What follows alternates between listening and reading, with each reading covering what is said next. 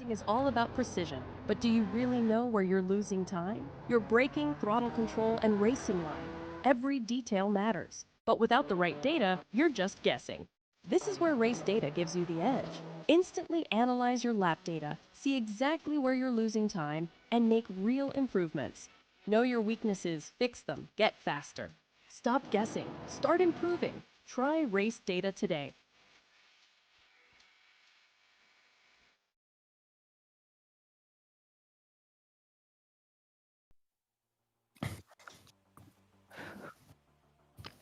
Hello everyone and welcome. The final round is here now, 10 of 10, and we are live from Watkins Glen International for the RACEDATA AI ARL prototypes here on Apex Racing TV. We have qualifying, of course, coming up. First of all, 20 minutes on the clock when we will pick that action up in just a moment's time, and then the full race, 60 minutes around this American classic, 3.45 miles or 5.55 kilometers.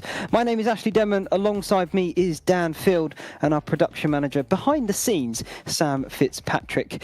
Dan, welcome back. And last week, of course, of this fantastic series. And speaking of last week itself, bit of a slow burner, but I'm hoping that was pretty much a ploy to put on a spectacular race for us this evening and to see who will be our crowned class champions. Absolutely. I mean, we've come a long way in this series. Who could believe that it is the final round of this championship? Qualifying is underway ahead of the 60-minute race, and I can't wait to get this one started.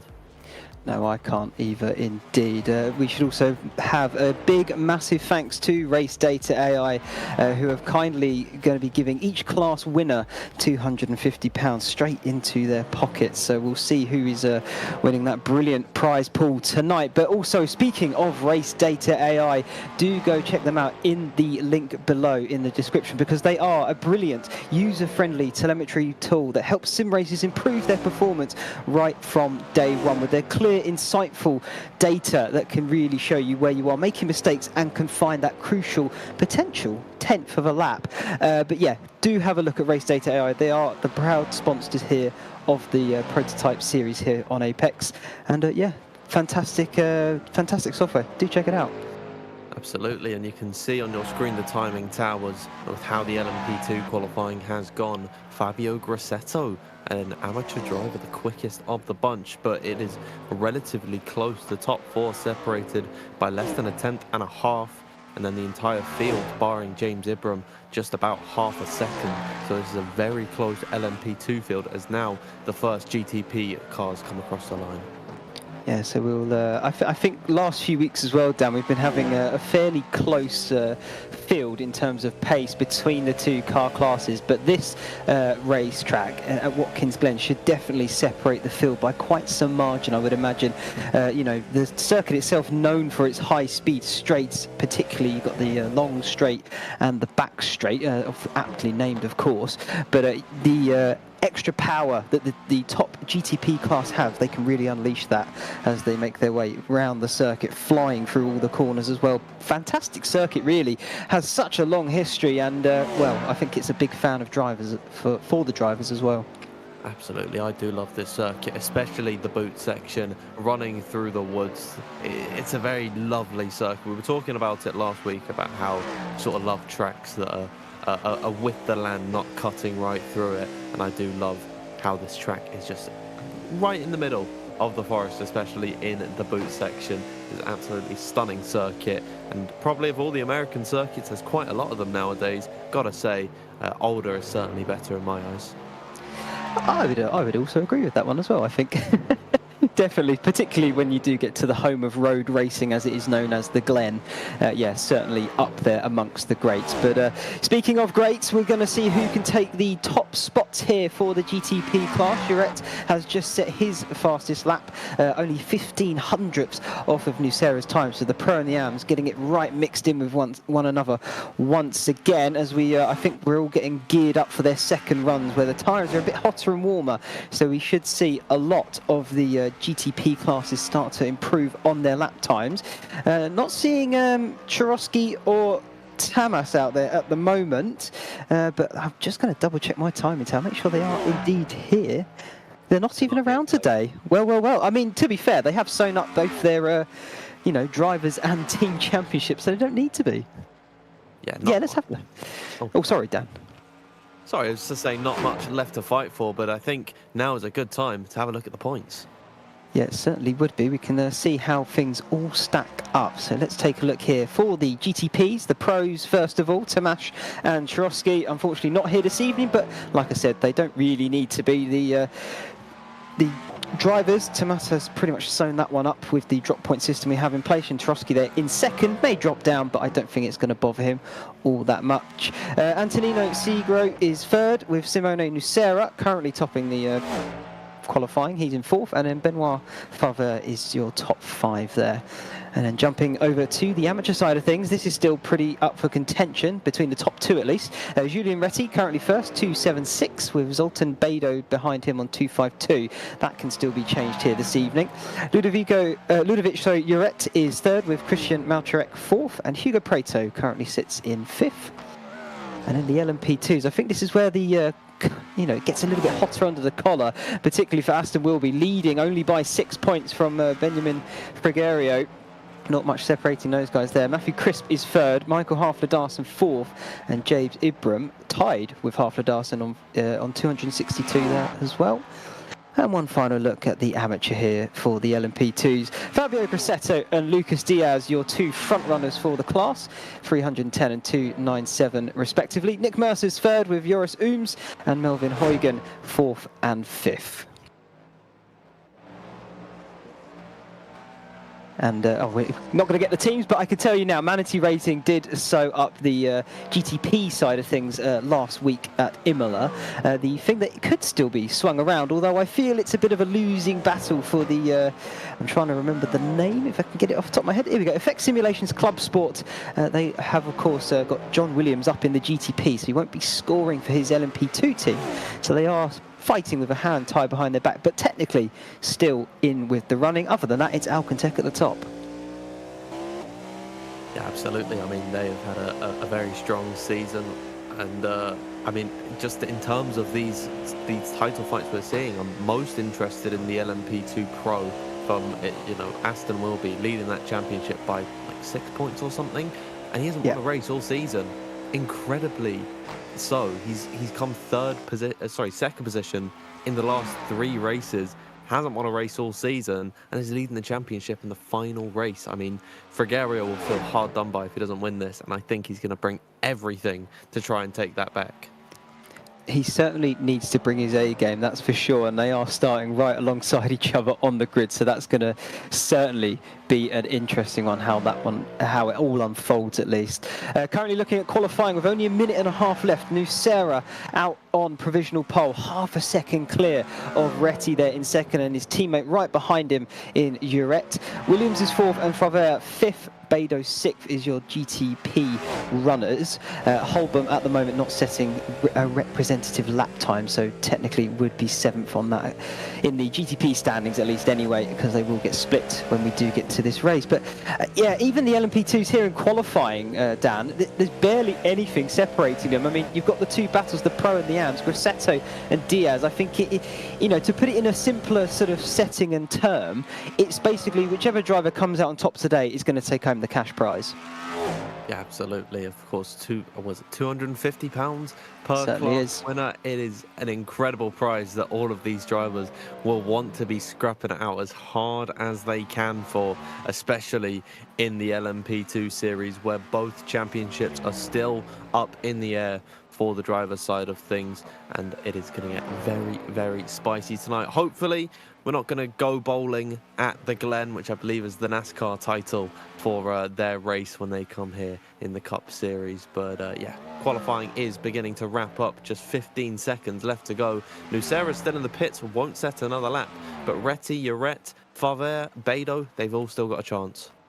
Certainly do, although Retti has gone slower in the first sector of 5, so not too sure what his second one's going to be here. We'll find out if he is on an improving lap. Juret is definitely improving, though, personal bests in 1 and 2, so definitely a chance there. Leo Leung, currently haven't seen him out on with a lap yet. I think he is putting in his flying run now to see where he can go in qualifying. He's, again, personal bests in the first 3 sectors, so let's see what he can do on his one and only run. Yeah, I mean, at the moment, it's pretty spread out. I'd imagine all these guys on their final runs, though, hopefully they'll bring that pack in together a little bit closer, and we'll just have to see where they all line up. But qualifying done and dusted, so let's see what they get when they get to the line.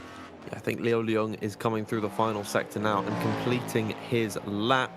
See what he's able to set. It might have been invalid because he's out of this session. Here we are still watching Reti only improving in the second sector as teammate Ludovic Juret is further up the road, and the pair of them are coming into the pit lane. That will leave Zoltan Bedo, the last driver, with a chance to set an improvement. Already 2.7 seconds down on Simone Nucera's time, and there will be a very slight improvement just by a tenth of a second.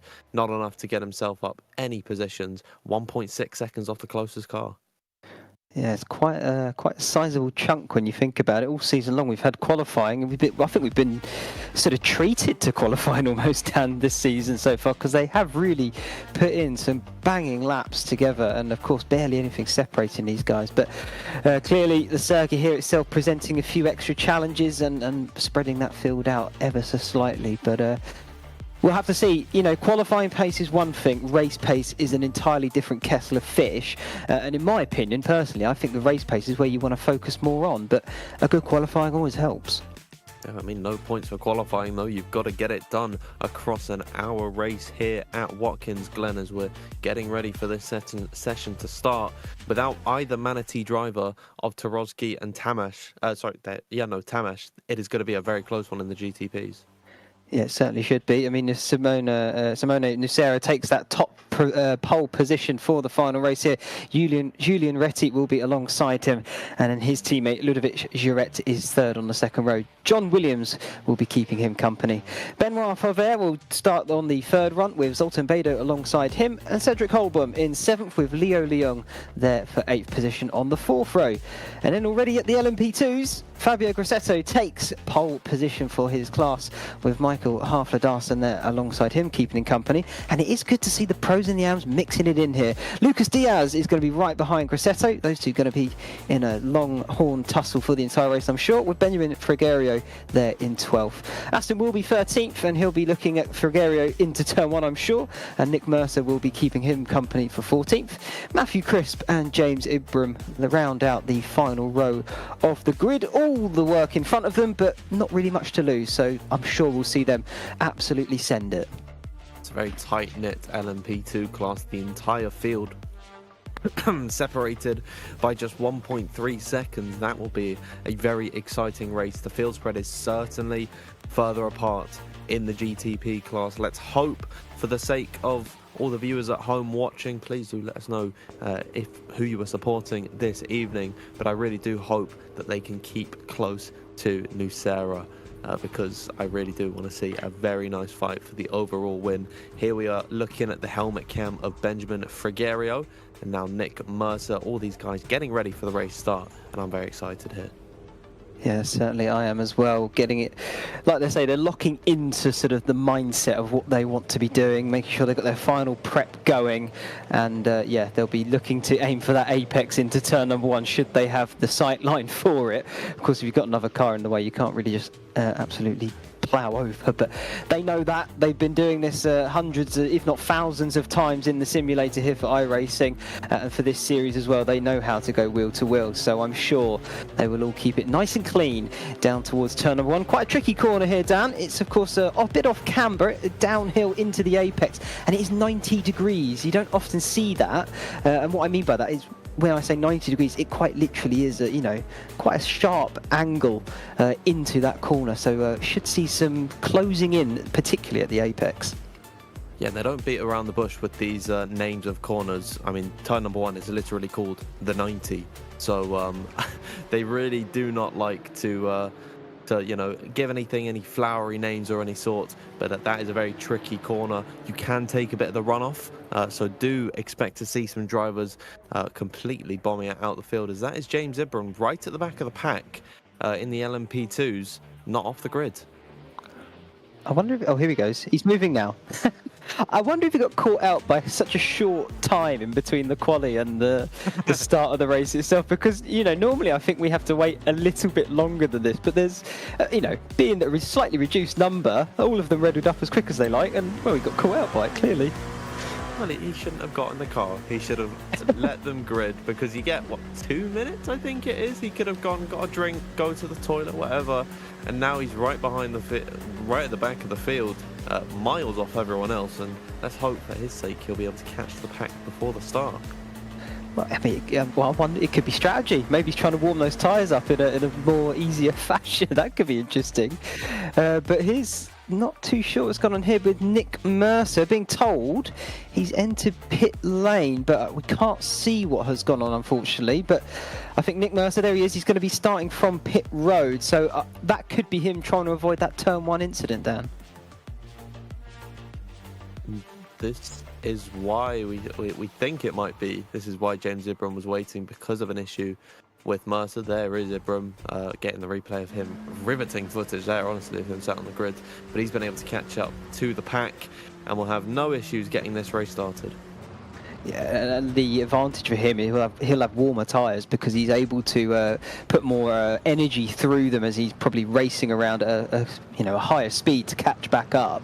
So he might have a very small advantage, albeit, but he could have a slight advantage once we go up to full racing speed. But either way, we're coming round the final few corners now and getting ready to start this final race, 10 of 10, an hour here at Watkins Glen. You should see the Porsche car peel off into pit lane in just a moment, and then it's up to Nocera when he decides to put his foot flat to the floor and go green here for 60 minutes. When is he going to go for it? That is the big question here, Dan. I think he might have already gone, because there's the green flag and away they go down towards turn number 1. It looks as if the car behind got a slightly better getaway there than the two virtual drivers in front. That would be John Williams going wheel to wheel there with Ludovic Girette as they then find their way into turn number 2 and up through the S's. And here come the LMP2s.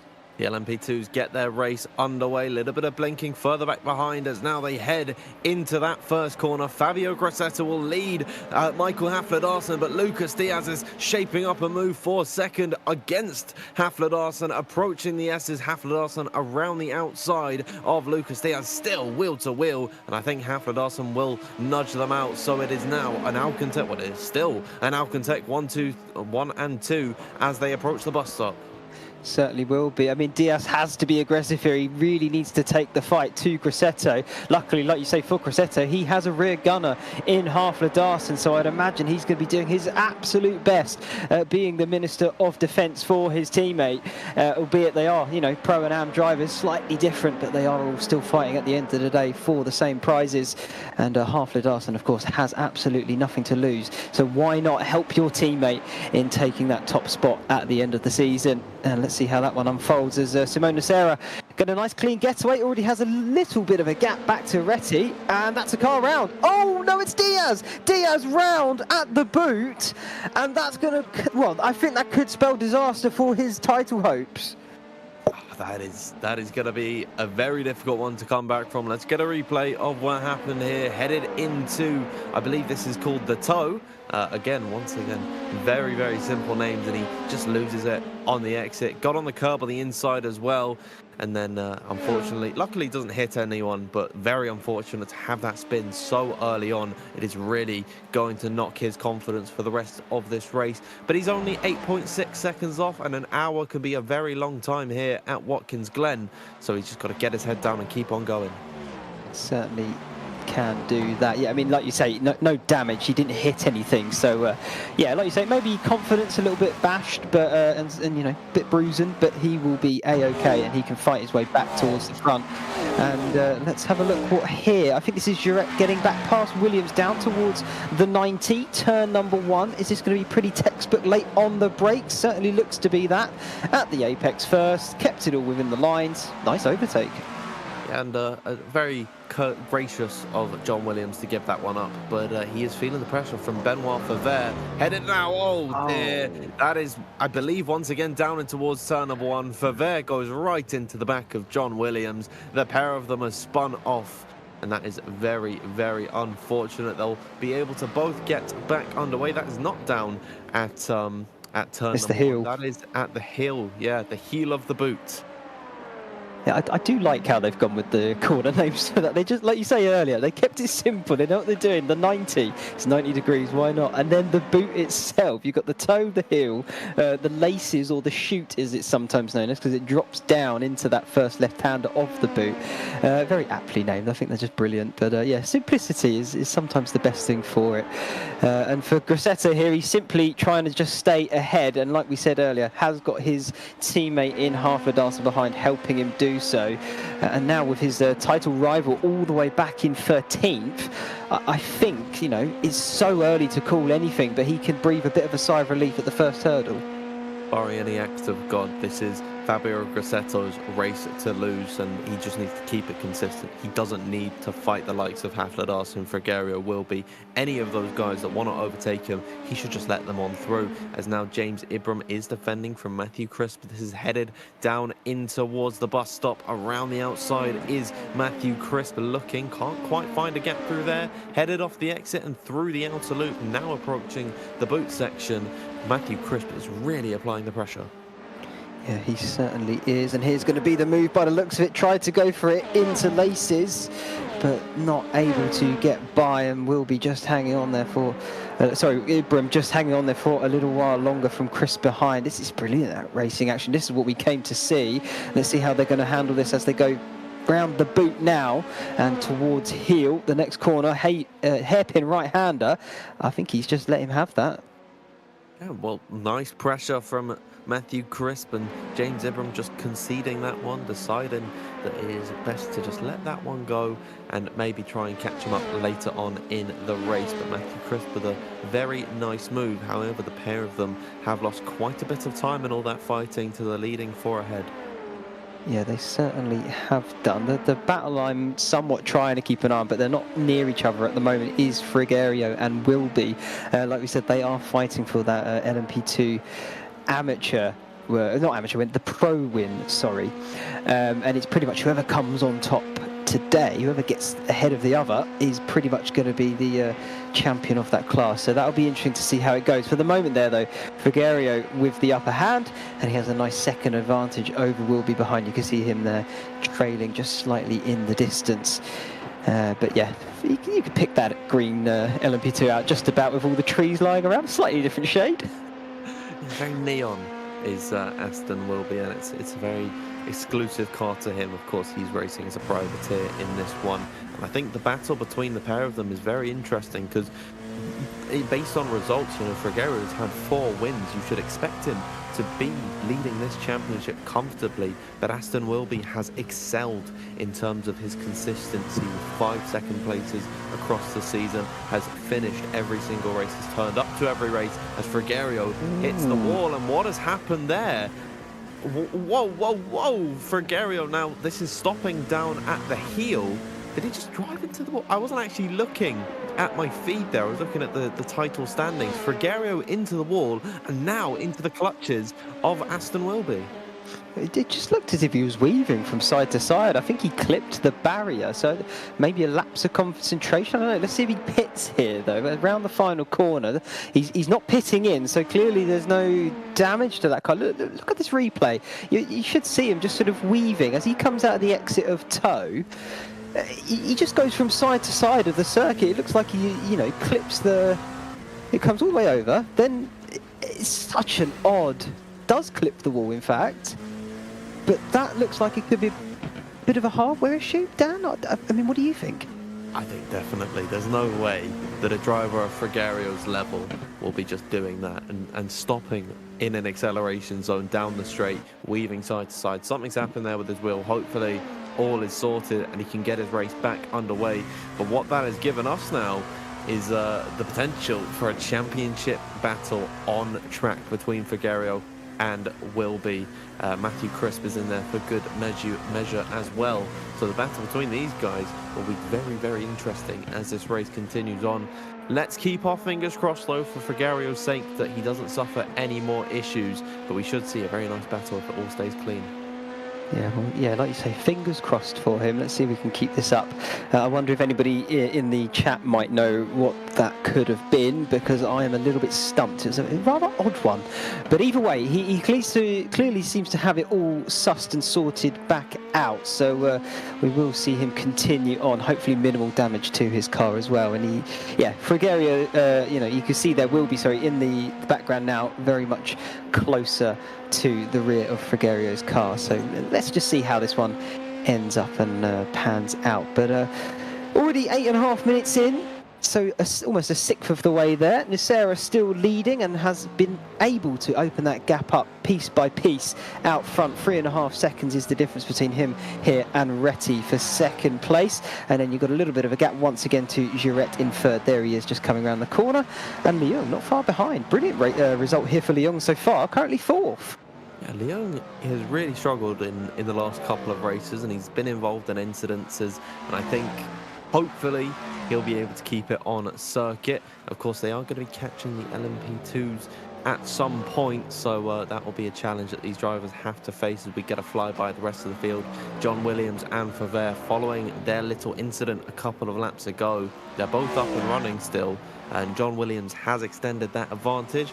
We'll see if he can catch up to the leaders ahead, but with Nucera absolutely romping away with this race, it is going to be very, very difficult to do so.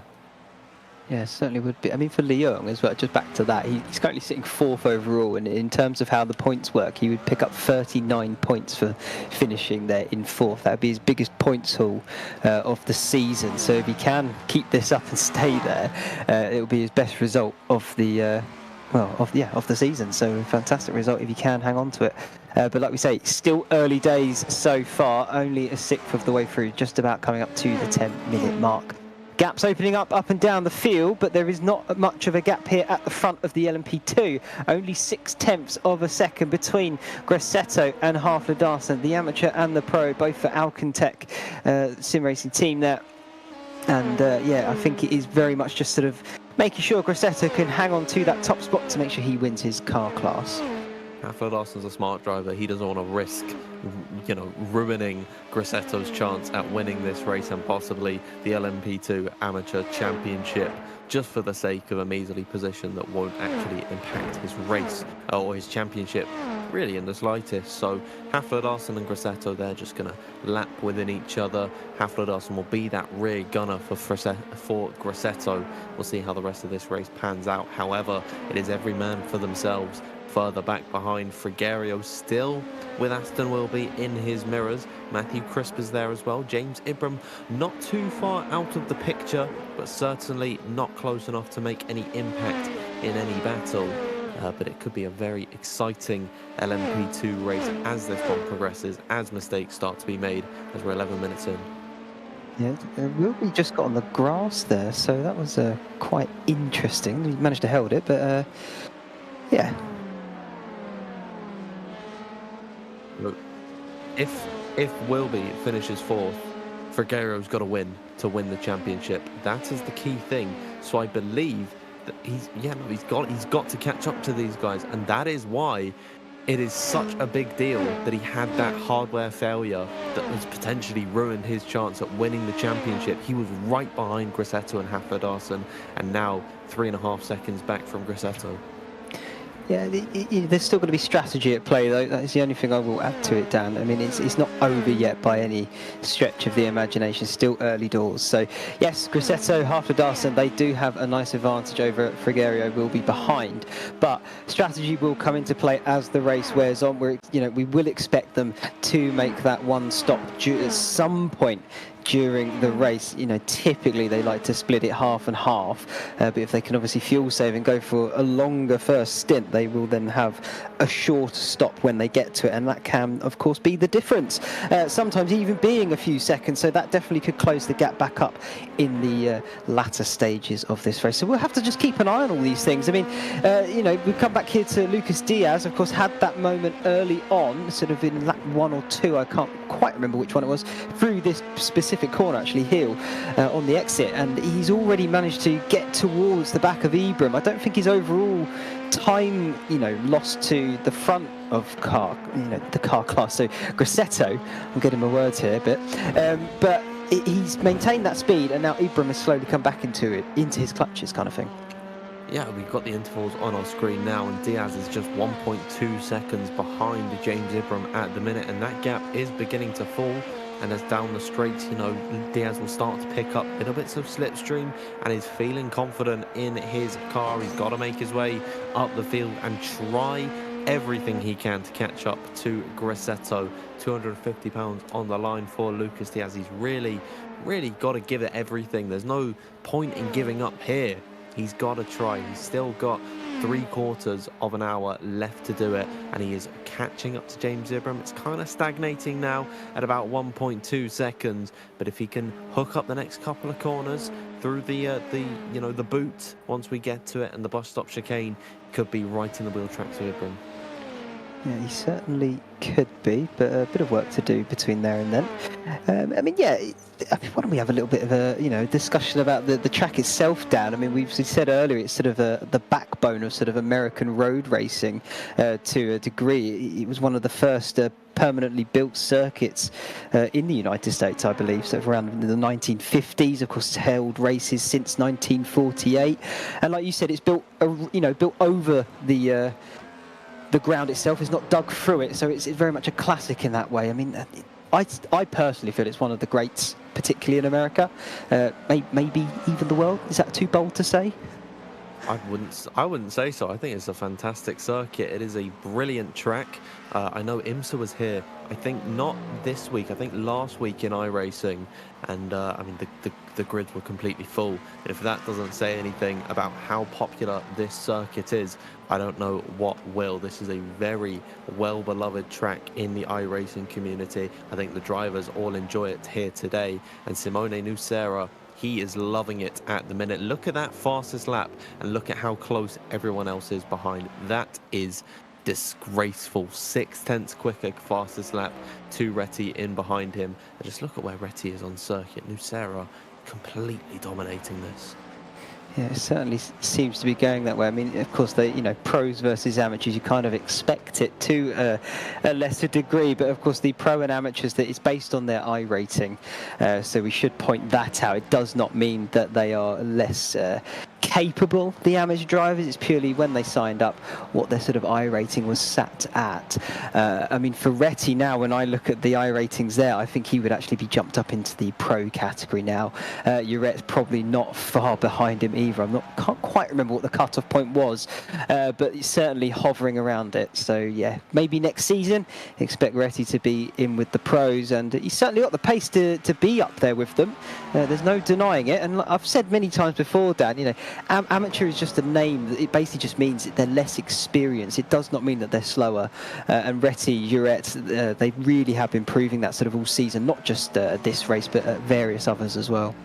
I mean, the way you increase your iRating is just perform well, and that comes with just playing the game and getting further and further up the order. So it absolutely does come with experience. So we're checking back in with the LMP2s now. Frigerio is ever so slightly, I think, closing up to the back of the two leaders. Maybe that's just my mind playing tricks on me, but nevertheless he's not pulled a gap to Aston Wilby, so he's kind of bridging the LMP2 class back together. And of course not much is really happening at the minute. You can't win it 11 laps in, because of course we are here for the full hour, so there's definitely a lot riding on this. They want to be as careful as they can. You can see the gaps between Frigerio and Hafler-Darson. They are coming down ever so slightly since lap number 6. It's been about 3/10 that Frigerio has closed up, so he's getting there, but not quite, and it will definitely take some time. Yeah, certainly will. I mean, the top 5 LMP2 drivers, they are lapping pretty much similarly, in terms of lap time. So not too much, like you say, in the sense of changing distances and differentials in the gaps, but at the moment pretty much status quo, you could say. The gap that I will be looking at though is between Ibram and Diaz, because that has steadily been coming down, and look at it now, it is under half a second. So Diaz very much, like you say Dan, in the wheel tracks of Ibram, and looking to try and make a move probably within the next lap or two, and see if he can maybe pick up a small slipstream that you get in these cars down the few straights that we have. I think for this circuit particularly as well, it's all about confidence in the braking. You do need a lot of finesse, you do need a lot of precision to carry the speed and the momentum, and on top of that, confidence. And if you're confident, you're definitely going to be finding time around here.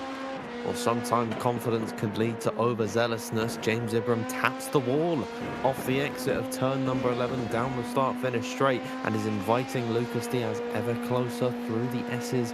They go. I don't believe he'll be close enough to mount a challenge in through the bus stop, but nevertheless, James Ibram, I think, might ever so slightly be lacking in confidence, or maybe is too confident and making some silly mistakes. Diaz is keeping it consistent right behind James Ibram as they hop and skip over the curbs through the bus stop and up towards the chute. This is getting very spicy between these two. I'm just amazed how close they get to that wall through the bus stop. I don't know how they have the sort of awareness to do that lap after lap. I certainly struggle in that department with my racing myself, Dan. But I guess that's why these guys, are almost on the cusp of pros. You know, they are pros to a lesser degree in the sim racing world.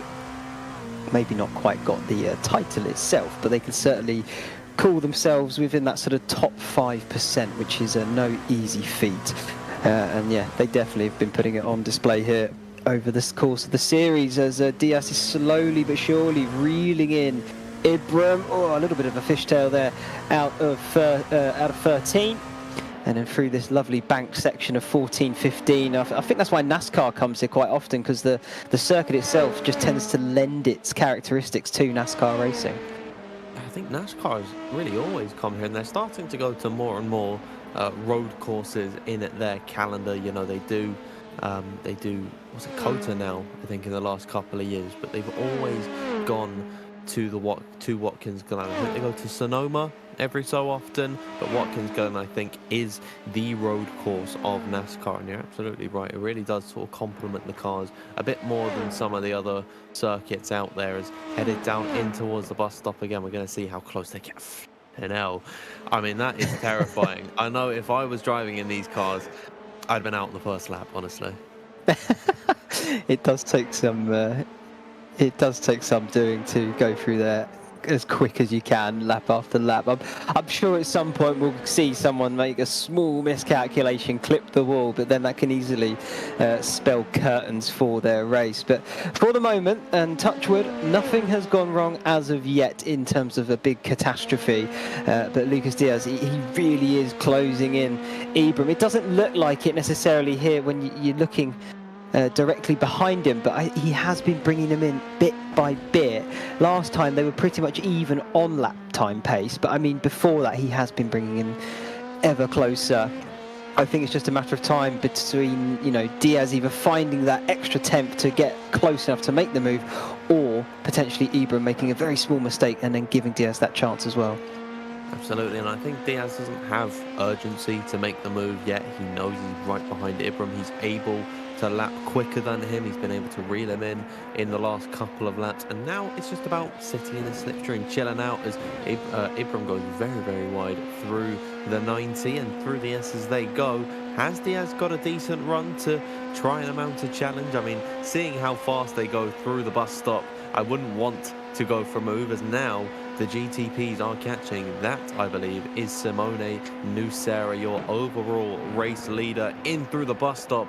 He backs out. He doesn't want to go through, and this will hurt his time a little bit, but I think being 8.5 seconds clear of Retty, it's not going to be much of a problem.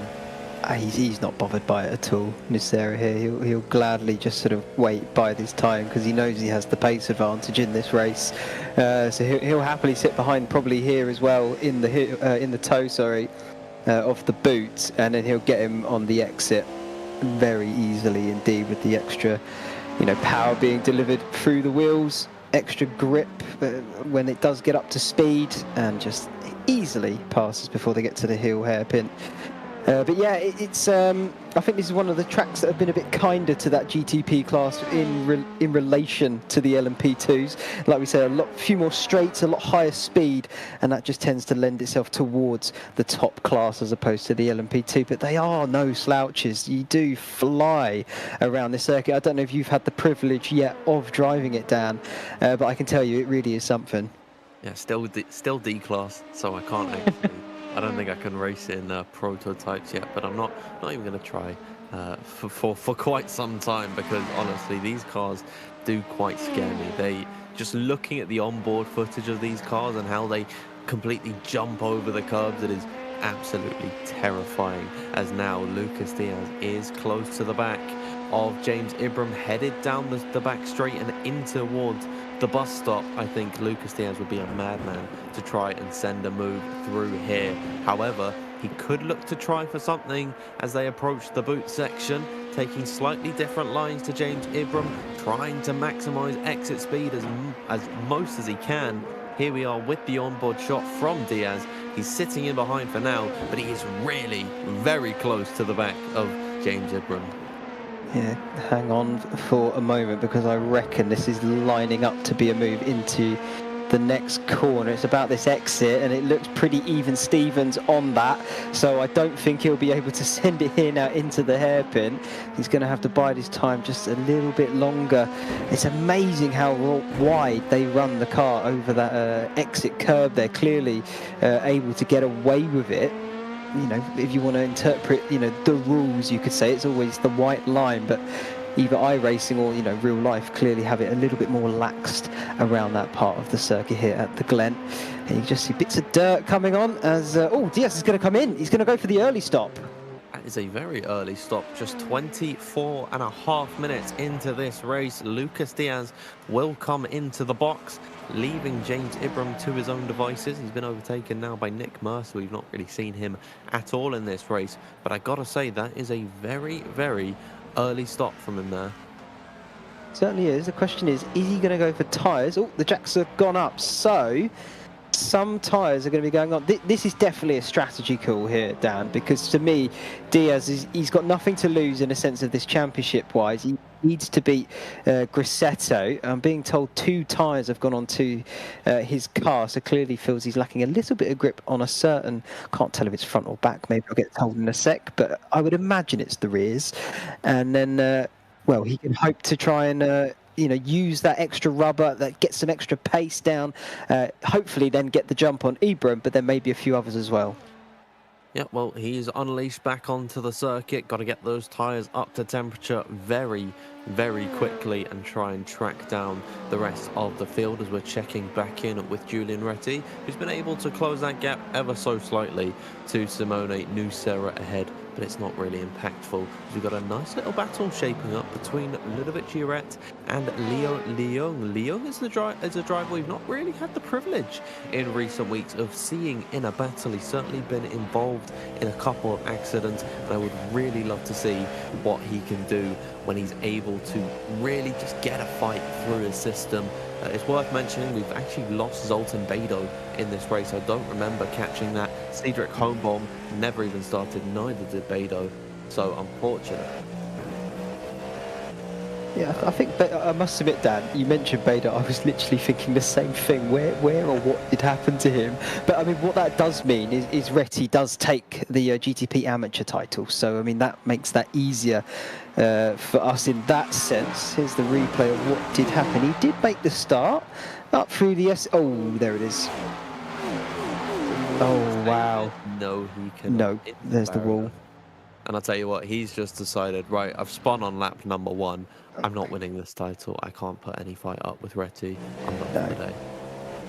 Well, I mean, even if he stopped and sort of towed it to the pit from there, he's going to lose too much time, even with the fast repair, as we get another on board. It's spectacular to watch, but not great for Zoltan Bedo, and unfortunately called it quits before he even really got up to some proper speed. It's such a shame when that happens, but like you say, you're sort of fighting for nothing at that point, and I can understand why he decided to throw in the towel. yeah, when it's a losing battle and like there's really no chance unless Julian Retti has some sort of massive crash that puts him out of the race or whatever, he's not going to have the points. Comparing to where all the other GTP drivers are, he won't have the points. As now Leo Leung will be the first, I believe, of all of the GTPs to come into the pit lane, so he is trying to undercut Yoret. We will see if he's going to take tyres. Of course, we've got to see if the jacks go up. No one else is looking to come into the box as it stands. However, Leo Leung going for it early. We'll see how this works out.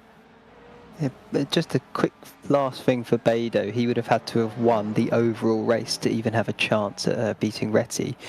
So he would have had to have taken the fight to Nucera, and based on qualifying, I don't think that was on the cards today for him. But yeah, real shame. But either way, that is how it all played out. Leung, I don't think I saw the jacks go up there. Dan, did you? I don't think so. I believe this might just be a fuel stop for Leo Leung, so he will soon be out on the circuit. But he is being held a very long time. I'm not sure. That seemed like a longer stop than necessary. I don't know what that could have been, but he's back onto the circuit. We don't believe he's taken tyres. Now he's behind Lucas Diaz, who has also pitted in this race. Could be just a bit aggressive on the fuel, maybe. I mean, there's always a chance. Of course, you want to fuel save as much as you can all the time. But I mean, in terms of pace, Leo Leung has really been on it today. He's been right up there with Yoret. Not quite with the likes of Retti and Nucera, of course, but you know, he's been doing an absolute solid performance. But maybe that did come at the cost of a slightly more aggressive right foot, you could say, and a bit more fuel being used. But he's doing well. I hope he can keep it up, because it should be fascinating to see what he can do here. As this is Frigerio into the pits for the one and only stop, and tyres are definitely going on because I saw the jacks go up. Yep, the car's floating, so that will tell us that he is taking tyres. Very nice detail there from iRacing. We're coming up to the halfway point in this race, and this is 4 tyres for Benjamin Frigerio. Well, that will be interesting. So that, yeah, he's going to have a slow outlap here then, Dan, because he needs to warm all of them up. Whereas if you only take the 2, you can start to push a little bit sooner. Of course, you do need to be careful depending on what you have done in terms of tyres, but you can push it a lot quicker if you already have 2 that are warm. We just saw a glimpse there of Diaz going, I believe it was round the final corner. He's already done a stop here this evening, and of course, Diaz needs to beat Grosseto if he wants even a sniff at taking that amateur trophy for the LMP2s, and he's come quite a way out behind Frigerio. And Frigerio, of course, was sort of on the cusp of that battle at the front of the LMP2 grid. So I think it's going to be a little bit of a long afternoon for Diaz here, but still halfway in this. Let's see how it goes. Yeah, he's about 10 seconds back from Frigerio at the minute, and of course he will be able to close on this first lap due to Frigerio having to warm up his tyres. Here as Aston Wilby coming to the pit lane was directly in a fight with Frigerio, following right in the wheel tracks of his championship rival. So we'll see what the strategy is at play here for Aston Wilby, pulling into his grid box. Look for a very nice bright green tent, and he is also taking tyres. Certainly is. It's a matter of whether it's 2 or 4. But this is definitely a direct response to Frigerio pitting in last lap. So it's, you know, he's responding to that. And we're being told all 4 tyres are being changed for Aston Wilby as well. So Frigerio is going to have a small advantage when they do get back onto the circuit as well, because he's already had that extra lap to warm them up. But he is still going to be slightly in the process of doing so, but will be going to be struggling on this outlap a little bit more, and we'll probably see Frigerio just dart off a little bit further into the distance. Yeah, I think a good call from Frigerio to undercut his rival, take tyres, and then pull the gap on this outlap now that he has got them mostly up to temperature. And it doesn't help Wilby that he's being lapped by Leo Leung in the GTP. But nevertheless, Aston Wilby will be quicker towards the end of this race due to the fact that he's got slightly fresher tyres, only 1 lap fresher than Frigerio, so it should be a very marginal difference. But if he's able to catch back up to his rival. That could be a very, very nice scrap we're seeing as the two Alcantech drivers yet to pit. The third one in Matthew Crisp has decided to box, as has James Ibram. So this seems to be the time to pit if you're an LMP2. Well, this is going to be interesting because I want to see where Ibram comes out in relation to Diaz, but we'll find out in a moment when he does finish his stop. We saw there a brief battle of the front two here in the LMP2 class. Up goes Crisp, up goes Ibram, so both making some tyre changes here. Clearly, I mean, I would have thought it wasn't so aggressive on tyre life here at the Glen, but clearly it's a little bit more than I was anticipating. I'm guessing it's a longer corners. You're putting a lot more energy through the tyre itself, so clearly getting a lot more wear than I was anticipating. And I think the two drivers who have pitted have taken 4 tyres each in comparison to Diaz's 2. So this is a long stop as well. James Ibram, a very long stop. We saw him locking the brakes coming into the pit lane, and he's got out of the car. He has given up. So I think what has happened, he's missed his braking marker coming into the pit lane, and he's got a penalty.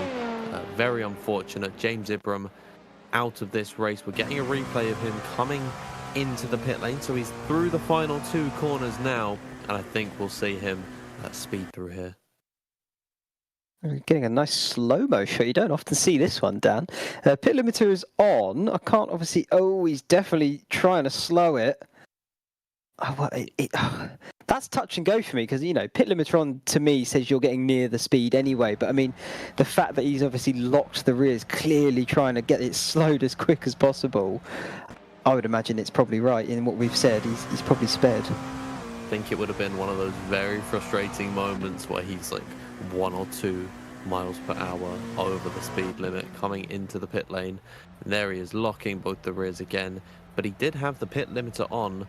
So I think it is telling though, he's got a penalty and he has decided to give up just out of sheer frustration. So that is another car unfortunately out of this race, as now Fabio Grassetto, the LMP2 leader, has decided to come into the pit lane, as opposed to Hafler Darson and Nick Mercer, the pair of them staying out.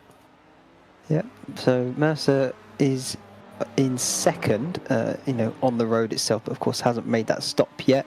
Hafler Darson's leading the LMP2 field now. There's Frigerio. Look how close he has got to the back of Grassetto with that earlier stop. Maybe we can get a confirmation.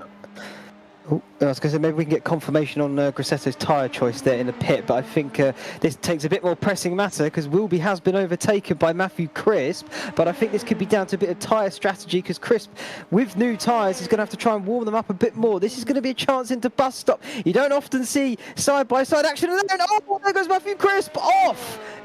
Into the wall! Oh, and the car has absolutely exploded. Oh my word. So I think Matthew Crisp has, we did say it, someone's going to blow up there, but I don't think he actually hit the wall on the inside. Let's get a little look at the replay with the onboard view of Matthew Crisp. Oh dear. Tyres, he kind of just got airborne. He went too far right over the curbing, completely desettled the car, and then there was no stopping that, and it explodes into the wall. He's just come in for a pit stop, so it's yeah, he just came in for that pit stop, so cold tyres clearly the issue.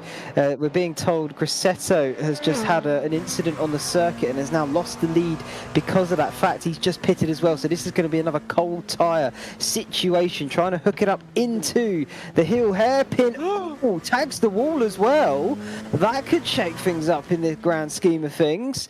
That's not the worst incident, though, to be had, but he's definitely going to lose out now to his teammate in Hafler Darson. There's Crisp stricken Alcantech in the pit, absolutely mangled to pieces.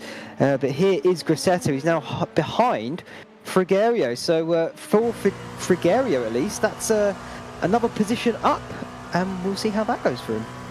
Yeah, visually it doesn't look like Grassetto is suffering any damage on that left-hand side, so it might just be very minimal, if any. But nevertheless, again, a mistake like that, similar to what happened with Diaz earlier on, that will definitely hurt the confidence as Michael Hafler-Darson is into the pit lane. This will be interesting to see where he comes out in comparison to Benjamin Frigerio with a very aggressive undercut. Nick Mercer, haven't seen too much of him so far today, will lead this race as he does not decide to come into the pit lane. There's Michael Hafler-Darson into his box, and there is the jacks going up, so it's tyres for Hafler-Darson. I'll tell you what though, Nick Mercer, his pace is not... It's not completely off it, you know. He's a few tenths slower currently on that last lap than Frigerio. So, and he's still going out there. You know, he's been able to go longer, so a bit of fuel saving for Mercer. Don't write him off just yet. It's his home Grand Prix, or his home race, I should say. So Nick Mercer might know a thing or two about the Glen. Let's see how that unfolds too. Currently leading the LMP2 class, but yet to make that pit stop as out comes the Swede, Hafler-Darson. Pit exit now, and where is Frigerio in relation to him? He is the next car on the road. He's not far behind. I tell you what, did Hafler-Darson change his tyres? Because Frigerio could be on his rear bumper very, very soon. Frigerio is about 3.1 behind Michael Hafler-Darson. Expect that gap to come down as Hafler-Darson still gets his tyres up to temperature, especially through the corners. They are also getting lapped by Simone Nucera. You can see coming into your picture, there is Aston Wilby behind Fabio Grosseto, and a Lucas Diaz coming into the picture after spinning on the first lap. He's done very, very well to catch back up with this fight, and now there's only one car in between himself and his championship rival in Fabio Grosseto. That could be one battle to watch as we approach the final third of this race. I think particularly in the LMP2, this race is completely up in the air. Yeah, I'm a bit undecided on what's going to happen now, because it's all, you know, gone a bit topsy-turvy. What we thought was pretty much, you know, a matter of fact of where all the drivers were. It has been completely flipped on its head. We briefly saw there Nick Mercer into the pits, so he's going to have a slightly shorter stop in terms of fuel load. Hafler-Darson trying to get as much heat into those tyres as quick as possible, getting the temperatures up. Frigerio closing in on him this lap particularly. He will do so on the next one as well, as Hafler-Darson will still be trying to get some heat into his tyres, but from then on after it should be pretty much neck and neck in terms of pace. You can see Mercer there still in the pit, so I wonder where he's going to come out in relation to the field. I'd imagine he's exiting the pit lane now and should probably come out behind Lucas Diaz. There is Diaz coming in towards the right-hand side of your screen. Nick Mercer back on the power. Diaz will be ahead and with warmer tyres than Nick Mercer, so he should be comfortably ahead of Nick. However, Nick Mercer has massively overcut him and will have the fresher tyres towards the end of the race. And I tell you what, the gap isn't as big as I thought it was. Between the pair of them, it is just 0.8 of a second. And if Nick Mercer, whilst he's heating those tyres up, can still keep it within touching distance of Diaz, that could be a very close battle between the pair of them. Certainly could, and he definitely would have an advantage in terms of tyre there as well. But this is the battle between Frigerio and I believe it's Grosseto. They're just having a little bit of a ding-dong battle here into tow, and I believe that was Grosseto going up the inside, or am I no, is that a GTP? Am I getting mistaken here? I think I am. Oh, it's Nucera. Absolutely dominating this race. 11 seconds clear of another driver. He's got the fastest lap. He's led every lap so far. I wonder, has there been a Grand Slam win so far this season? We know that Norbert Tamash has led a lot of this season. He's won a lot of races. So has Balázs Tarowski, but neither of them are here, and they've always had each other for company in terms of the battle. Nucera, I don't even think in the pit lane, unless he hasn't even stopped. I'm not too sure. I think he has stopped. He would have definitely stopped. Oh, never mind. He hasn't pitted so far. I can tell you as well, Tomas has had 2 Grand Slams. He's had the first round at Monza and the last round at Imola, pole, fastest lap and the win. So sorry to immediately put a bit of a sandbag in your car, but it has already happened. He's not the only one to do it. Nucera also has done it before. He did it at Spa, and Saliba has done it at Sebring. And what has happened here, Dan? Oh no! Nick Mercer spinning off the exit of turn. Yeah, it's the cold tyres. That was close. He's going to get that one towed back to the pit lane, and Very, very sad for Nick Mercer. Was almost right on the racing line. Hopefully he will take back to the track and, go around once more. And Michael Hafler-Darston has also had some sort of off. We don't think it's anything big, but this will certainly be interesting in the fight with Benjamin Frigerio as through the boot, just ever so slightly off the circuit. Not too bad, though.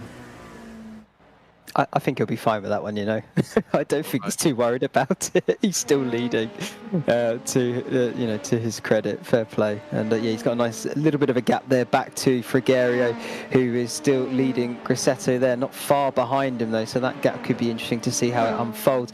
Frigerio only needs one more position, and that is Hafler-Darston right there in front of him if he wants a chance at taking the pro title here for the LMP2s, because Wilby is still fourth. Actually, I'm being told, sorry, correction here. Even if he does do that, Wilby will still win by 1 point. Being corrected again. God, here we go. Sorry, people. Apologies. I've got it right now. He is currently leading by 1 point where Frigerio is sat. If Frigerio can get past Hafler-Darston, Frigerio takes the title. This is getting close.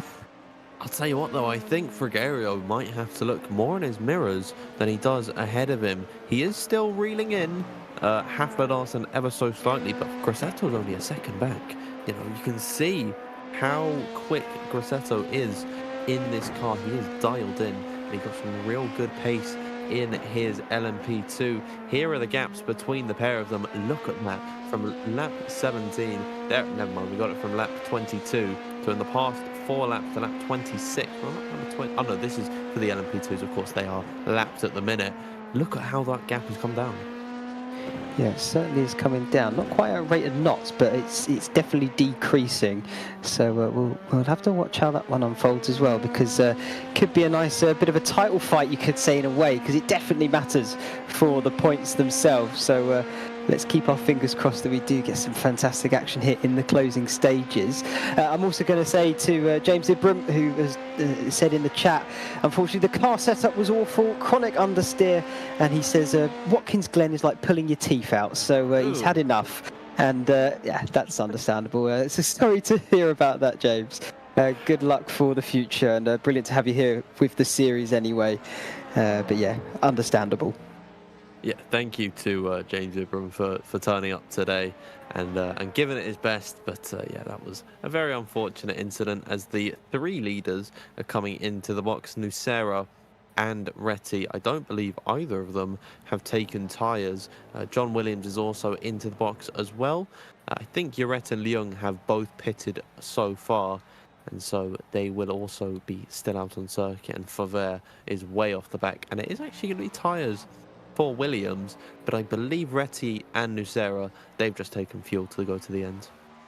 Certainly seems that way. Williams has managed to jump up to 3rd, although he is in the pits, so we'll have to see. Is that gap going to, massively... Oh, there it goes, correcting itself now. Well, I say that. Is this going to be close on the exit? Because... Oh, it is. Look at that. They're side by side. There they are. Uret just out of shot and immediately appears in it. Side by side on pit exit. Williams, I don't know what he's been doing, but clearly going under the radar, putting him some fantastic laps. And he's just gained a chunk of time there. And he's now in with the battle for 3rd place. Very interesting. He's gained 3 seconds in the pit stop phase, and he's got fresher tyres right behind Ludovic Uret. Of course, he'll be losing time whilst he's trying to get heat in them, and this is when Ludo has to just go to try and stretch the advantage as much as he can. But the last 15 minutes will be very, very interesting. And actually, we are in the last 15 minutes of this season. It's sad to say, isn't it, really? It's one of those things where, of course, you need a conclusion. You have to crown a champion, or, you can say we already have to some extent. But at the same time, you almost never want it to end, do you? It's one of those 50-50s. You can never really win with it. But what a season we have had here, Dan. I know you've joined, towards the back end of things. But, I mean, the time you've had here with us for this season, I mean, it's been pretty spectacular. You've been, I think, spoilt for choice with Fuji, Long Beach. I mean, Imola last time, maybe a bit on the slower side of things, but still a fantastic race to the end. And then this one, I think it's been sort of it's been different, let's put it that way. It's been a bit of a slow burner, but in terms of the championship, how things are unfolding, it's still fascinating to watch. To put it a bit blunt, the GTPs have been a pretty uneventful class so far today. Hopefully Uret and John Williams can give us something, but I think it's been very fun to watch the LMP2s today. I think they've less so on track battles, more so the strategy and whether or not the driver in front will make a mistake. Here is Michael Hafler-Dawson, who I think is continuing to stretch that gap out to Frigerio, who is still within the crosshairs of Fabio Grassetto. That is about a consistent 1 second gap between the pair of them. However, I think Fabio is just biding his time until the very end of this race. We could see a nice scrap between these guys. Yeah, certainly could be in the closing stages here. While we're just sort of in a little bit of downtime, before we get into the final 10 minutes, I would love to obviously give a big thanks to our sponsor here of the season, to RACEDATA AI, of course, a friendly telemetry tool to help sim racers improve with their performance on track from day number one. It provides clear and simple insights into their driver dating, and of course can provide some brilliant feedback on where they can make up time and get faster and faster. So big thanks to RACEDATA AI for sponsoring the ARL Prototype Championship. Please do check them out in the description below, and of course they have put up some lovely prize money for each of the class winners. They get £250 each, but not to mention they have also provided some memberships to their services as well. So the top 3 of each class will get a year's supply, I believe, from what I could see here, but also for the best overtake and also for the fastest lap in their car class as well, for each driver doing that, and they had to be running, I think it's for most if not all of the sessions. So they are definitely putting up some big stuff there, RACEDATA AI, so please do check them out. Fantastic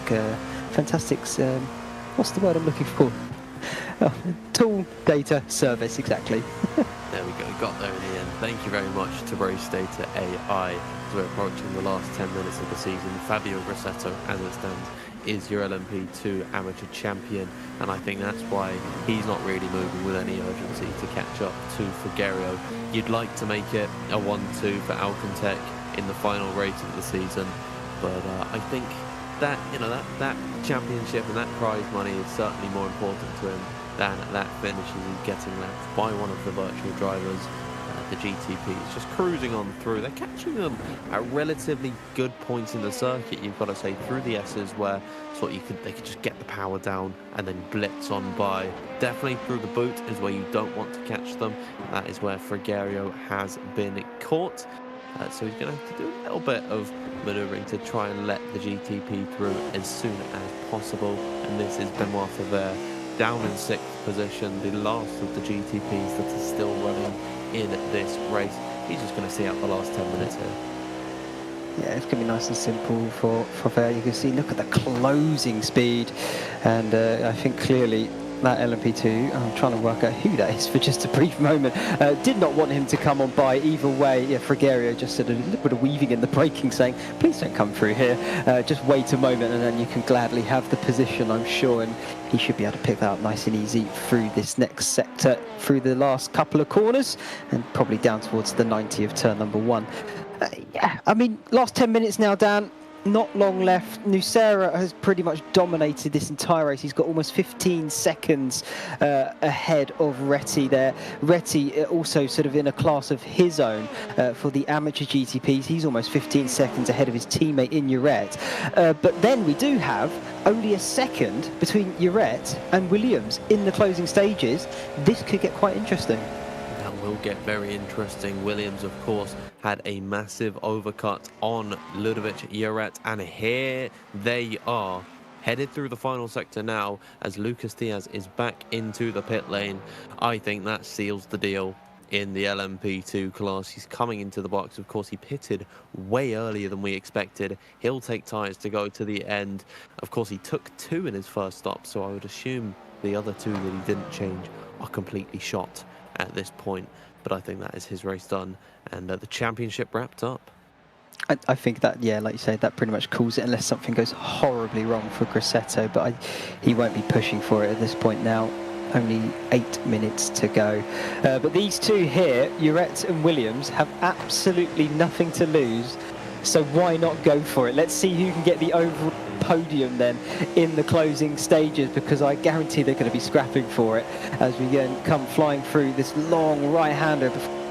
Shoot down, aptly named of course, into laces here, or shoot as otherwise known, and then into the boot section itself. It's a lovely sector of corners, like you say, you know, tucked away in the sort of wooded area around this circuit in, I think it's upstate New York, I want to say, maybe correct me wrong, but yeah, not far from, of course, the village of Watkins, Glen, where the initial race used to take place on public roads before we got to this permanent circuit, and what a circuit it is once again. Yeah, I think it's been a very nice track to watch. It's very, very nice to look at. It's just a pretty track, and they are living life, I would say. Aside from James Ibram, I think all the drivers have loved coming here today. But you got to commend John Williams for his transition from the LMP2s over to the GTPs, and how he's taken like a duck to water, as now off the exit of the final corner we could see an on-track overtake. John Williams looking to the inside line of Ludovic Uret into the first corner at the 90, as easy as you like. Later on the brakes down the inside for John Williams, and that is the overall podium for him. Yeah, textbook. That's how I would word that one. Exactly what you want to do. Line them up out of the corner before, get alongside and be comfortable, clear on the brakes. And now he's got to try and defend it though. You don't often see moves here into the bus stop, but he's going to have to compromise his line slightly with a bit of a closed angle into that first part. But he's managed to navigate it rather well. Gap between the pair of them now 4 tenths. I wonder if Uret has anything left to try and mount a counter attack on Williams, but I feel like it could be a losing fight here. Yeah, he's just not got the tyres for it, honestly. John Williams is much quicker than him. With his much fresher rubber, they'll be able to cruise to the end, unless he makes a big mistake, in which Ludovic Uret will be right there to capitalise on. But nevertheless, it was a nice move from John Williams, and we'll take what we can get at this point in the race. Certainly there's not been many on-track overtakes. I got scared for a moment there that Uret was going to go back through at the chicane, and we know what happened last time with Matthew Crisp. So we're checking back in with the LMP2s, and it's just kind of processional at this point for these guys. They're ending their season. Aston will be, as it stands, will win the title by 1 point. Yeah, you don't get it closer than that, do you, Dan? So, but either way, consistency has proved to be the key for his championship run here. Of course, it's not done and dusted yet, so do keep an eye on these things, because who knows what will happen. But like we say, as it stands, he's done everything he can and doing it right all the way to the very end. And yeah, 1 point, it's not a lot, but it is obviously enough. Absolutely, and if it was no points between the pair of them, if they were level, I presume that countback measures would come into play, and that would just be completely in the favour of Benjamin Figueiredo. Despite not winning the title in these conditions, you've got to commend him on his season, and especially in the first half, you know, 4 wins, 5 podiums. It's just these last couple of races, especially Long Beach, not finishing that one, not getting any points, that really hurt him. Yeah, I mean, even if he, you know, that's the one that's cost him, basically. Even if he finished last in that race, as long as he was there for points, then he would have this championship. But, you know, as it stands, that wasn't the case. It's ended up that he wasn't able to score there. Of course, missed round 2 at Le Mans as well, so, you know, drop points there. You know, the drop score has obviously helped him stay in this championship. Otherwise, it really would have an advantage. But as it stands, still unable to get it done right at the death. And yeah, real shame, but he's done his best. And like you say, 4 wins is nothing to, you know, don't stick your nose up at it, because it really is an amazing job he has done. The same with this man as well, Fabio Grassetto. He's currently 3rd in class, and as it stands, his rival in Diaz had to take a second stop, so drop back even further. And it does mean then if things stay as they are, Grassetto will also pick up that amateur trophy as well. Yeah, we talk about Tamas finishing on the podium at every single race he started. So has Grassetto. I mean, the amateur LMP2s hasn't been the most stacked grid over the course of the season, but Grosseto 3 wins, 9 podiums to his name. He didn't turn up at round number 4 of Spa, but I mean, what a season he has had, and a very deserving title over Lucas Diaz, who has put up a very good fight. You've got to admit, the pair of them have been pretty much in a class of their own. If there was like a between, like a pro-am title between the pros and the amateurs, then they would certainly take the victory in that one. They'll be fighting it out for the pair of them, because they're practically in their own class. As we're looking back at Hafler-Darson leading the way in LMP2, he's getting lapped by Simone Nucera. Shout out to Michael Hafler-Darson. Took a while for his first win to come at Long Beach. He's looking to take his second in three races. Yeah, I think for Hafler-Darson, he's just been unlucky this season. I think that's the only way I can really sort of describe it for him, because he's definitely had pace. He's definitely got that in bundles, I would say.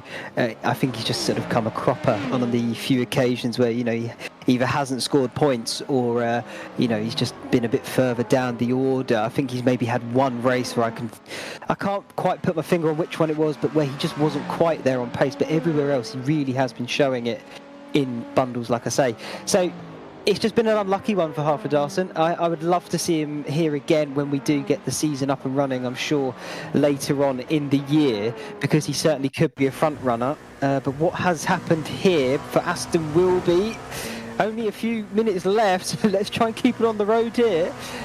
Through the long right-hander, and now down towards shoot. That's wide. Oh, that's as close as you want to get to that barrier. Yeah, I mean, the pressure's it'd be getting to him, because you've really got to keep it in your mind that the white flag is out of the way. So this is the last lap of the race. Simone Nucera has just started it. But in the case of Aston Wilby, with £250 right in front of him, winning the title by 1 point, it'll definitely be playing on your mind, as here we're getting a replay of Lucas Diaz, the final nail in the coffin for the LMP2 amateur class. Fabio Grosseto, well done. Yeah, well done indeed. I was noticing Diaz, he was putting in some blistering lap times, but and that, Dan, is clipping the curb too hard, and that is what happens. So it completely unsettles the car, not in a good way, of course, and you do go veering off into a barrier. The man who hasn't done that, and he's barely put a foot wrong, I think, for most of the season. Again, he's just had some real stiff competition, but that is Simone Nucera here, and of course has been in a class of his own this evening at the Glen. Only a few corners left for him, and he will take home the final victory of the season. Yeah, well done, Simone Nucera. It's been a pretty much picture-perfect race for him. 19 seconds up the road to his closest rival. I wonder how this race would have turned out if we saw Norbert Tamash, Balas Swarovski and Antonino Sigaro in this one. But Simone Nucera will not care one bit. He'll round the final corner. He certainly will. Comes up to the start-finish line to take the checkered flag and the win here this evening for the hour at the Glen. He'll be very happy with that one. Here comes his sister team car for the LMP2. Michael Hafler-Darson in his Alcantech will take home his second race win of the season. Frigerio will have to settle for second best, and it's now just a case of waiting for Wilby to come up to the line and take that win there overall. That was Retty coming home to take his class win and second overall. Williams will be on that podium overall, second in class. That's a brilliant result for him, really, when you look at it. Uret will come home fourth, second in class as well. And Leo Leung, he will come home third in class, fifth overall. Brilliant result for him there. The season comes to an end, and we got drivers doing donuts down at turn number 1. That is a nice sight, and they're all very happy that they've come to an end. How about that for Fabio Grosseto, your LMP2 amateur champion? Is Aston Wilby in the fray there? I don't believe so. That's a shame to see. I think Hafler-Darson is one of the other cars. There's Leo Leung as well, stopping. Is he going to put a donut display on? I don't believe so. Well done to Fabio Grosseto. Well done to Michael Hafler-Darson, who is executing some beautiful donuts right now. It's good to see they've got the fuel for that one, and the two virtual drivers are parked right next to each other. They're taking screenshots in the replay view to get a nice Twitter picture, I think. Here comes Trevor Diaz over the line. I wonder if they'll join in with the ecstatic celebrations going on. Smoke flying everywhere. You would have thought someone's chucked a few smoke grenades onto the circuit, but no, tyres just absolutely lighting up the tarmac. And look at this. This is what we come here to see, Dan. The virtual drivers team all together on circuit, and they'll definitely be getting some lovely screenshots. Absolutely. Well done to these guys. Well done to Lucas Diaz. A fantastic season from him. And I'll tell you what, it takes a lot of heart to still be doing donuts despite losing the title. So very gracious in defeat is Lucas Diaz. And I feel like this is a very nice way to end the season. Everyone's got a smile on their face. Everyone's doing their donuts. And that will bring us to an end of the race, the hour at Watkins Glen. Yeah, certainly will be. Ooh, why not? You can. Here are the race results then. Overall, oh, look at that picture, perfect. Simona Sarah will be your overall winner. Julian Retti, John Williams second and third. Ludovic Jurette will be home in fourth, with Leo Leung his best position all season long there in fifth, third in class. Benoit Fauvert will round out the GTP finishes here in sixth position. Michael Harfler-Darson will take the LMP2 win, and he will finish 7th overall, with Benjamin Frigerio just one spot off taking the championship at the DEF. But he will finish second, and of course only just 1 point behind Aston Wilby. But Fabio Grosseto does take the amateur side of things. He'll be coming home very happy indeed, and I think we might be able to get a few words from him very shortly. And then there, Aston will be finishing out your top 10 and taking home the pro title there for LMP2s. Lucas Diaz come home in 11th, with Matthew Crisp for 12th. Nick Mercer will be 13th. And then unfortunately we did lose James Ibram, Sultan Bedo and Cedric Holbom. I don't even think Cedric started in the end, so shame on that behalf. But either way, that is the entire grid done and dusted, Dan. And we do have a couple of people waiting here for some interviews. Why don't you take the first one? Who would you like to have a word with? Let's bring in Michael Hafler-Darson. You can talk to the LMP2 amateur champion Grosseto in a few minutes, as we're still watching the virtual drivers crash into the pit lane. We can have a word with Michael Hafler-Darson. Michael, how are you feeling after that one? I'm happily surprised how good the pace was. Fabio did a mega job in qualifying and had a mega race pace. And I was just lucky to be able to stick with him, because in practice I had been struggling a lot throughout the week. Of course, there was pressure for Fabio from Lucas Diaz right behind. You were sort of the rear gunner, the buffer that Fabio had in between himself and his main rival. What was the strategy there for protecting Fabio's win? I mean, once we'd secured the front row, is basically just get Fabio in front. I would defend as much as I could. Then we're a bit lucky with Lucas spinning out and Benjamin having issues, so we could play the first in pretty safe. And then Fabio, we were like talking about how much fuel to put in the car, and one said one thing and one said another, and the third person said another thing. So it was kind of like taking this safe bet. Like, obviously Fabio should have won it, like if he took the amount of fuel I took, but he took the championship, and I think that's way bigger for him. Yeah, absolutely, and it was a very well-earned championship from him there. But yourself, I think you had a very admirable season. Certainly unlucky, but 2 wins. In the end, do you think that this has been a successful season from yourself? I mean, yeah, considering how I missed first round and then I had a 0-point race at Sebring. I mean, I'm very happy with the season overall. Like, results have been there all the other races basically, so I can take that with me. Hopefully we get a GT or LMP2 and GTP and GT3 endurance championship soon again in Apex, and we can carry the momentum into there. Absolutely, and if we, once we get this championship, the prototypes back up and running, can we expect to see you here on a Monday night? Yeah, for sure. I mean, I don't know why, but once I started driving the LMP2, I fell in love with it, and since then I kind of been stuck with the car. So if you have another prototype championship, for sure we'll see me in it. Well, that is all from me. Really well done. Ashley, is there anything you want to say to Michael here? No, nothing to add. Well done, Michael. Like I think Dan said, it's been a bit of an unlucky season for yourself in a few different manners, maybe. But overall, we can see you have a lot of pace, and I would personally love to see you in more series as well. I'll always be here. Good to hear. We'll let you go. Do you want to thank anybody before you do?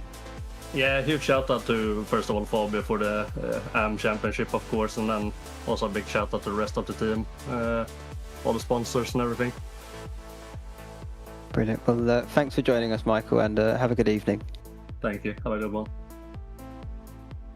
Brilliant. Well, Michael Halford-Darson, final race winner there. Let's get Fabio in here then, Dan. I'm sure this is going to be an entertaining one because Fabio has, of course, just picked up the LMP2 amateur title. Fabio, thanks for joining us here this evening. How are you feeling after all of this? Man, I'm feeling great after this championship. It was I've tried a couple of times now here in the Apex Championships. I got P2 in the championship a lot of times for what it seems to me. But yeah, finally I got the championship. Finally, man.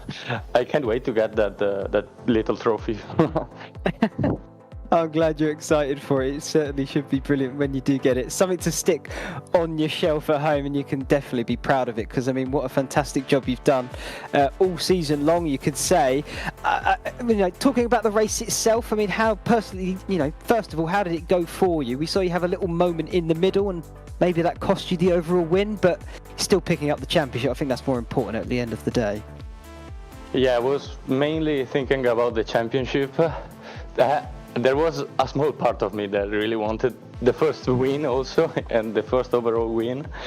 But yeah, I had halfly behind. I knew he will probably undercut me and get ahead of me. And once I got out of the pit lane with cold tires, I was overly careful probably, and also a lot scared to crash the car. And yeah, I just managed to keep it away from the walls. But yeah, I'm not upset for that. I was just thinking about the championship and keeping the car on track. Yeah, absolutely. I don't blame you one bit. Back to the very beginning, of course, we had Lucas Diaz, your rival in all of this. I mean, into turn one, he seemed to be very aggressive trying to get past Halford-Darson. Were you at all, nervous at the very start of it, or did you feel you had it pretty much covered? I did a lot of practice for this race, but yeah, also in turn one I was a bit careful because again the cold tires are quite bad after the update. I saw that he dove inside Affley, and I tried to give my toe to Affley, and it worked because he could keep the position. And yeah, and then after that just staying 1-2, and it was good pace. I had also good pace. I mean, I was keeping up with all the pros probably. Yeah, very happy. Yeah, it certainly seemed that way, Fabio. So fantastic stuff here for the race this evening. Well done. Big congratulations on your championship as well. It sounds like it's been a long time coming for you. Before we let you go, is there anybody you would like to give thanks to? I want to thank you, all of the Apex Racing organizer, to everyone, not only you guys, that do a good job doing the commenting the race. But I know there are also a lot of people behind, a lot of people like typing on Discord, and also the stewards, everyone. Thank you for organizing this championship and all the other championships. They are really great quality of championships. Lovely to hear. Well, thank you once again, Fabio, and yeah, I'll let you go and you can enjoy your evening and celebrate. Thank you, guys. See you. Lovely. Bye. Bye. Brilliant. Fabio Grassetto seemed very happy indeed when we got him in here, Dan, so I'm happy for him in a way. Absolutely, and it was a very well-worked season from him, and very nice words at the end. So yeah, I think very deserving of his title tonight. Yeah, certainly was. It looks like we have two people in the waiting room here, Dan. I think what I'll do, though, is I'll bring them in together because I know that Julian and Ludovic, I can't remember if one of them, English is not their strongest suit, let's say, but I know they are a team, so maybe they want to speak as a team. And Dan, I'll let you take this one. I believe we've spoken to the pair of them before. Hello, my friends. How are you today? Hello, guys. Yeah. Right, well, you start, Ludo? Yeah. I think we can. Wait, maybe we can do. Yeah, we'll start with Ludovic. So, Ludo, how are you today? First and foremost, it was a great season from yourself and the rest of the virtual drivers team. How are you feeling about the season? Yeah, the season in Mystic is I'm quite happy with the season because the early season was really difficult. I struggled with the GTP, which is a new car for me at the beginning. So the time was long and the race were difficult.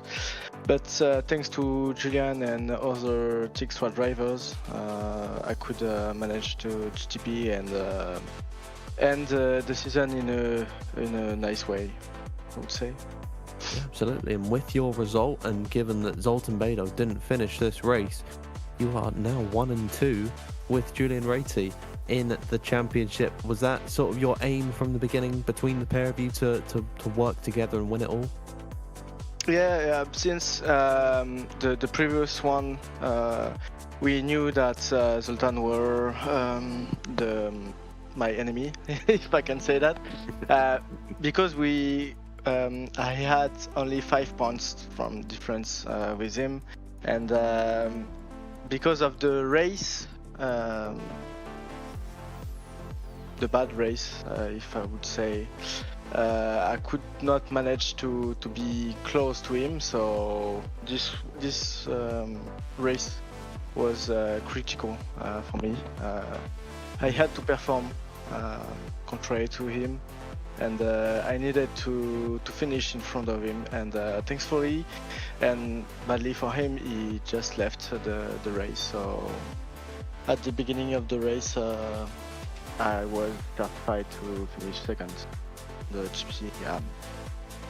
And with season 10 on the horizon at some point later on this year, can we expect to see you back here? Yeah, absolutely. Right, fantastic. Yeah, of course. Well, I'm very excited to hear that, and I can't wait to see from you what you've got in the future. That's all from me. Very well done. But I think, Ashley, we can move on to Julian Ratey here. Yes, Julian, and well, first of all, big congratulations, of course, taking the top step in class today, but also the overall class itself. You must be feeling pretty good after all of this. Thank you very much. Thank you. Yeah, it was a very tough championship. I would say for my friend it's very tricky. So yeah, very happy. Congrats to Ludo too, to take the second place in the championship. So yeah, very happy for this championship. Certainly. I mean, team certainly did seem to go from, strength to strength, you could say. So, team perspective as well, but of course, for your own racing as a driver. I mean, what are your prospects looking forward later on in the year? Potentially got anything coming up soon? A lot of training again with these cars, because I'm not, I have not the perfect driving for that, but couple of weeks in holidays. It's not bad, but yeah, continue to learn this car and continue to perform again. Yes, certainly, and well, you definitely got pace already, so I can't imagine if you're able to find more.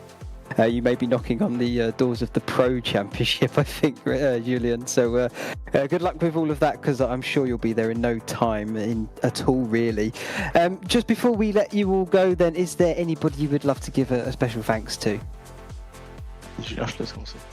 Yes, thanks first for the team, because they worked very hard for everything, the setups, the driving, the mentality too. So thanks for the team. Thanks for my friend for the support. And thanks to my girlfriend because I did a lot of hours of driving and I'm not with her, so yeah, thanks for her. I love you. I would say that. Fantastic stuff. Well, brilliant racing, guys. Fantastic to have you here, and we look forward to see you in future series as well, because you really are some talents on the up. So yeah, brilliant stuff. Well done. Thank you. Thank you very much. Fantastic. Well, virtual drivers, I think we can say it that way, Ludo and Julien there, Dan, and I think that is all we do have time for here. That is going to wrap up the series itself as well. I mean, Dan, final thoughts after tonight, because unfortunately there isn't any more prototypes. Oh, it is very, very sad, but it's been a very fun season, and I would like to extend my thanks to Apex Racing League and Apex Racing TV for bringing me in and then immediately shifting me into the prototype series. The last 4 rounds have been very, very fun, and I will miss this on a Monday night, but you bet your bottom dollar I'll be first in line to claim for season 10 when it comes up. Yeah, I'll be right there alongside you as well. Just, you know, completely echoing what you've just said, because, yeah, spot on stuff. But sadly, that is all we are going to have time for here on Apex Racing TV today. And we do hope you have enjoyed this series as much as we have over the 10 races that have been put on for you. My name, once again, Ashley Denman, and alongside me, Dan Field. And that is going to wrap up the RACEDATA AI ARL Prototype Championship. Don't go too far, though, because Apex Racing does have many other series on and off, so do keep an eye out for those, and I'm sure you can find your favourite superstars over there as well. But that is going to be everything. Thank you all so much for watching. Hope you've enjoyed it. Have a good evening, and bye-bye. It's all about precision, but do you really know where you're losing time? Your braking, throttle control, and racing line. Every detail matters, but without the right data, you're just guessing. This is where RACEDATA gives you the edge. Instantly analyze your lap data, see exactly where you're losing time, and make real improvements. Know your weaknesses, fix them, get faster. Stop guessing, start improving. Try RACEDATA today.